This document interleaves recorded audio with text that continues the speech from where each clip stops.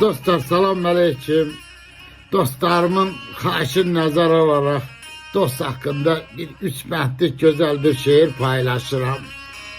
Şair yazır ki, qızıl demə parlayan hər daşa, milyard tanış dönməz dosta qardaşa, otağında dövlət daşa var daşa, dostun yoxsa kasıbların kasıbısan. Büdrəyəndə sökəndiyin qaya dost, səhra olsan dönəcək gur çaya dost, qışa dönsən çevriləcək yaya dost, əritmək üçün taleyinin buzunu. Ağaç deyil kölgəsində yatasan, paltar deyil köhnələndə atasan, çırpı deyil yığıb ocaq çatasan, ildən ilə bahalanan zərdi dost, ildən ilə bahalanan zərdi dost, sağ olun dostlar.